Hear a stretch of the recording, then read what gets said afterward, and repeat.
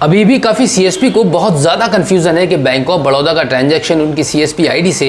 किस कारण नहीं हो पा रहा है। और इसके साथ में एक बड़ा कन्फ्यूजन ये भी है कि मेरी सीएसपी आईडी के थ्रू कोई भी ट्रांजैक्शन बैंक ऑफ बड़ौदा का नहीं हो पा रहा है, लेकिन मेरे पास वाले सीएसपी पॉइंट पर तो धड़ाधड़ ट्रांजैक्शन हो रहे हैं, वो ट्रांजैक्शन कर पा रहा है, तो मेरी सीएसपी आईडी से ट्रांजैक्शन क्यों नहीं हो पा रहा है। दोस्तों, मेरा नाम है बिलाल खान और आप देख रहे हैं स्मार्ट शॉप। अगर आपके सीएसपी पॉइंट पर बैंक ऑफ बड़ौदा के ट्रांजैक्शन नहीं हो रहे हैं और आपको सबसे ज़्यादा परेशानी ये हो रही है कि आपके बराबर वाले सीएसपी पॉइंट पर बैंक ऑफ बड़ौदा के ट्रांजैक्शन हो पा रहे हैं और वहाँ पर धड़ाधड़ ट्रांजैक्शन हो रहे हैं, लेकिन आपके पॉइंट पर कोई भी ट्रांजैक्शन अब तक नहीं हो पाया है, मैं आपको बता दूं कि आपको बैंक ऑफ बड़ौदा की इस टेक्निक को समझना होगा, बैंक ऑफ बड़ौदा के सर्वर को थोड़ा सा समझना होगा। आपको सिर्फ सर्वर को समझने की ज़रूरत है कि क्या कारण है जिसकी वजह से आपके सीएसपी पॉइंट पर कोई भी ट्रांजैक्शन नहीं हो पा रहा है। आपने एक से ज़्यादा अधिक आईडीज़ भी यूज़ करके देख लिया है, अपने डिवाइस को चेंज करके भी देख लिया, उसके बाद भी आपके यहाँ पर कोई भी कामयाबी हासिल नहीं हो पा रही है बैंक ऑफ बड़ौदा के ट्रांजैक्शन को करने में, तो आपको थोड़ा सा समझने की ज़रूरत यह है, आपको आपके काम करने के तरीके पर आपको ध्यान देना होगा कि कहां पर आप मिस्टेक कर रहे हैं, कहां पे आप गलती कर रहे हैं, जिसकी वजह से आपके सीएसपी पॉइंट पर ट्रांजैक्शन नहीं हो पा रहे हैं। मैं आपको बता दूं कि पहला और सबसे बड़ा जो कंफ्यूजन आपके माइंड में यह है कि आपके सीएसपी पॉइंट पर कोई भी ट्रांजैक्शन नहीं हो रहा है, लेकिन आपके बराबर वाले सीएसपी पॉइंट पर धड़ाधड़ ट्रांजैक्शन हो रहे हैं। इस कंफ्यूजन को सबसे पहले आपको खत्म करना होगा,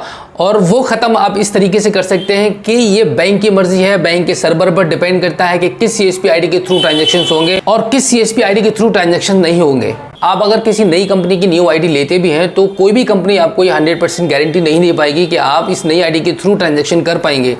या नहीं कर पाएंगे, क्योंकि उसका सबसे बड़ा रीज़न ये है कि बैंक ही इसकी जिम्मेदार है। कंपनी के पास भी इसका कोई पावर नहीं है कि आपके सीएसपी पॉइंट पर आपकी सीएसपी आईडी के थ्रू कंपनी के द्वारा कोई भी दम लगाकर ट्रांजैक्शन होने लगे, ऐसा कुछ भी नहीं है। जब तक बैंक का सर्वर नहीं चाहेगा आपके सीएसपी पॉइंट पर कोई भी ट्रांजैक्शन नहीं हो पाएगा। लेकिन हम सर्वर को समझते हुए एक काम कर सकते हैं, और वो ये है कि क्या ऐसी हम जुगाड़ लगाएं, क्या हम ऐसी तरकीब को निकालें कि जिस तरीके से हमारे ट्रांजैक्शन होने लगे। मैंने आपको पिछली वीडियो में भी जानकारी दी थी कि अगर आप एक न्यू आईडी के थ्रू और आप एक न्यू डिवाइस के थ्रू ट्रांजैक्शन को शुरू करते हैं तो आपकी पॉसिबिलिटी बढ़ जाती है आपके ट्रांजैक्शन के होने में। आप 100% बैंक ऑफ बड़ौदा के आधार कार्ड के माध्यम से ट्रांजैक्शन को कर पाएंगे। बैंक ऑफ बड़ौदा के सर्वर के बारे में अगर मैं बात करूं तो वो ये है कि सबसे पहले बैंक ऑफ बड़ौदा का सर्वर आपकी डिवाइस के सीरियल नंबर को ब्लॉक करता है। सीरियल नंबर ब्लॉक होने के बाद आपके पैन कार्ड को, आधार कार्ड को अपने सर्वर पर ब्लॉक कर देगा, जिसकी वजह से आपकी सीएसपी आईडी पर सस्पेक्टेड फ्रॉड का एरर आता ही रहेगा। सब होने के बाद फिलहाल आप कभी भी अपनी सीएसपी आईडी के थ्रू बैंक ऑफ बड़ौदा का एईपीएस नहीं कर पाएंगे। अगर आप न्यू आईडी का इस्तेमाल करते हैं न्यू डिवाइस के साथ में, तो हो सकता है कि आपके सीएसपी पॉइंट पर ट्रांजैक्शन होने लगे। ट्रांजैक्शन को करते करते एक और बड़ी गलती आप ये करते हैं कि आप जब भी कस्टमर की फिंगर को कैप्चर कराते हैं, यहाँ पर फिंगर को कैप्चर कराने का एक तरीका मैं आपको बता दूं कि जब भी आप कस्टमर की फिंगर को कैप्चर कराते हैं, खास तौर से बैंक ऑफ बड़ौदा के कस्टमर्स की आधार कार्ड से निकासी करने पर जब आप फिंगर को कैप्चर करा रहे हैं, अगर कस्टमर की आपने स्क्रीन पर देखा कि कस्टमर की फिंगर मैच नहीं हुई है, तब तो आप दोबारा से उसकी फिंगर को लगाइए। इसके साथ में अगर कोई भी पर्टिकुलर कोई भी एरर आता है जो सर्वर से हो या बैंक के द्वारा हो या कुछ भी कोई एरर, ऐसा डिफरेंट एरर आपको अगर दिखाई देता है, तो आप कस्टमर की बार बार फिंगर मत लगवाइए, क्योंकि आप पैसे निकालने के चक्कर में कस्टमर की बार बार फिंगर को लगाते हैं, जिसकी वजह से बैंक ना सिर्फ आपके डिवाइस के नंबर को ब्लॉक करेगा, ना सिर्फ आपके पैन कार्ड और आधार कार्ड को ब्लॉक कर रहा है, बल्कि यहां पर कस्टमर के आधार कार्ड को भी 24 घंटे के लिए बैंक ऑफ बड़ौदा के सर्वर पर ब्लॉक किया जा रहा है।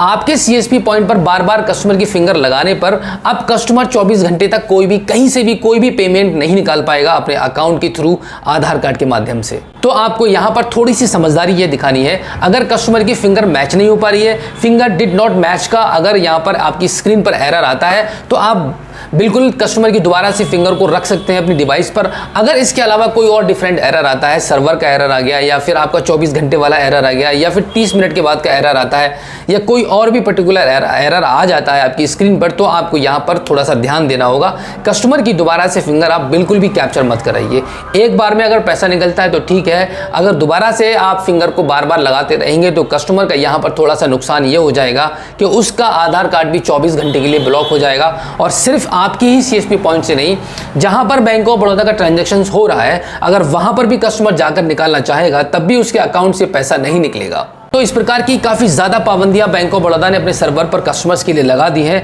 आपको थोड़ा सा ध्यान लगाकर काम करना होगा, जिससे कि ना तो आपका नुकसान हो और ना कस्टमर का टाइम वेस्ट हो। बीओबी कस्टमर्स की सस्पेक्टेड फ्रॉड की जो समस्या है ये कब तक रहेगी, इसकी कोई अपडेट नहीं है, कोई जानकारी नहीं है, ना ही कोई आपको इसके बारे में परफेक्ट डेट और टाइम बता सकता है कि ये प्रॉब्लम कब तक रहने वाली है। जब तक ये प्रॉब्लम रहेगी तब तक आपको काफी सावधानी से काम करना होगा, दिमाग लगाकर थोड़ा सा काम करना होगा। जो ट्रिक्स आपको बताई जा रही है उन ट्रिक्स को फॉलो कर आप काम कीजिए तो डेफिनेटली आपके सस्पेक्टेड फ्रॉड का एरर नहीं आएगा। आप अपने कस्टमर्स का, अपने ग्राहक का लेन देन कर पाएंगे। जैसे कि पिछली वीडियो में हमने आपको बताया था कि जिन सीएसपी के यहाँ पर बैंक ऑफ बड़ौदा के ट्रांजैक्शन नहीं हो पा रहे हैं, तो आप सिर्फ बैंक ऑफ बड़ौदा के एईपीएस निकासी पर ही निर्भर मत रहिएगा। आपके पास जितने भी काम है, आपके सीएसपी पोर्टल पर जितनी भी सर्विसेज हैं, उन सभी सर्विसेज का यूज कीजिए, प्रयोग कीजिए, अपने ग्राहकों को उसकी सेवा प्रदान कीजिए, जिससे कि आपके इनकम में कोई फर्क ना पड़े, आपका बिजनेस बढ़ता रहे। आप कुछ ना कुछ अपने बिजनेस को आगे बढ़ाने के बारे में सोचते रहिए, अपने सीएसपी पॉइंट को रन करते रहिए, कुछ ना कुछ आप स्कीम लाइए,